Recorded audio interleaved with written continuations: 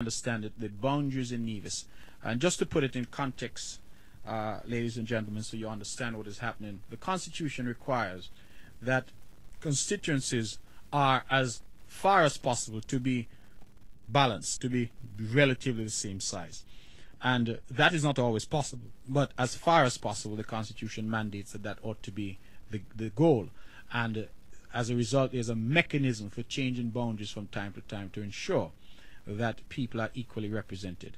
What has happened in Nevis is that District 9, which comprises St. John's and St. Paul's, the district that I am very, very pleased to represent, has been bloated to such a degree that it is far, far bigger than all the other constituencies in Nevis. Nevis 10, for example, which is Gingerland, only has just over 1,000 voters. Nevis 11, which is St. Thomas's and St. James, only has just about 2,000 voters. St. John's and St. Paul's, District 9, has over 4,000 voters.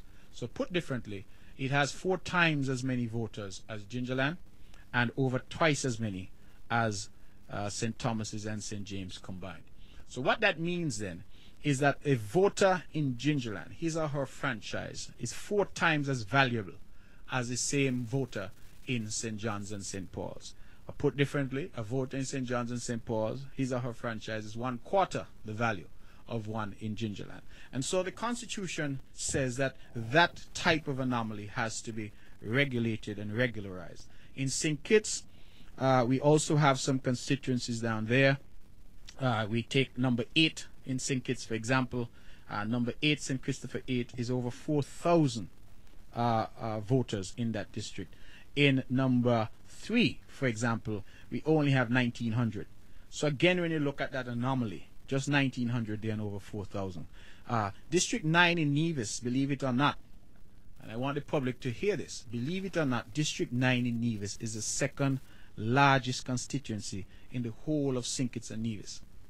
I mean, that is how big 9 is. And so what the Constitution requires is that from time to time boundaries be looked at. Now, the Boundaries Commission is comprised of 5 people under the Constitution.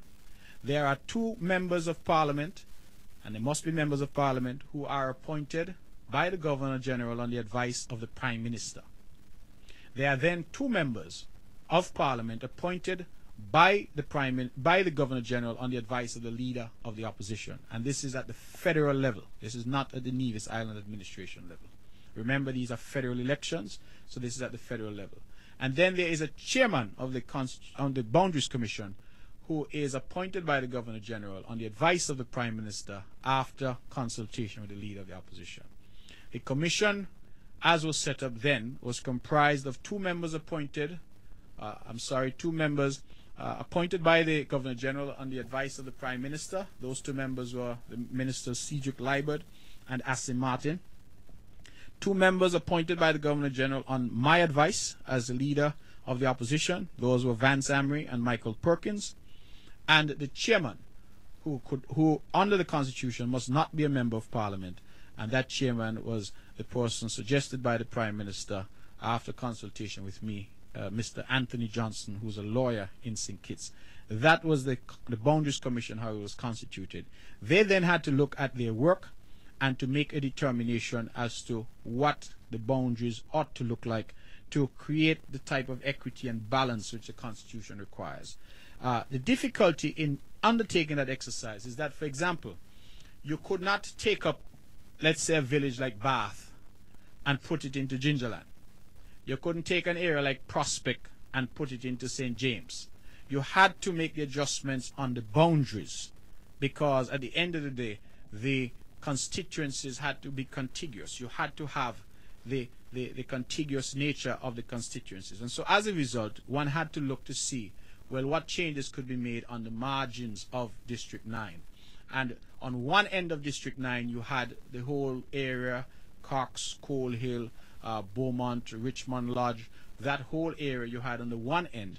And that area then one could suggest would go into Gingerland to make Gingerland a little bigger, because Gingerland, remember, as I said, just has over barely 1,000 people voting there. And then on the other end, You had areas like Hamilton, Government Road, Craddock Road, those areas, and they abut onto St. Thomas's, and so those were a natural move to St. Thomas's to again ease the pressure created in 9 and create a larger voting block in number 11, which is St. Thomas and St. James, because they now have just about 2,000. So that, as I understand it, is the whole purpose of the exercise. There's no mystery to it. And people talk about, oh, you know, somehow this is calculated against one party or the other. That is simply not the case. The Constitution requires that the boundaries and the constituencies be as balanced as is humanly possible.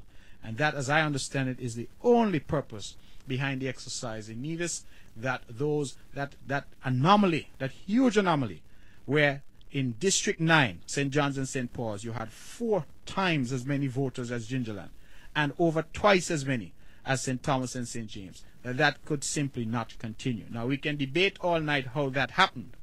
I have my own views and I have my own evidence, because I have said over and over that there's been tremendous voter padding in District 9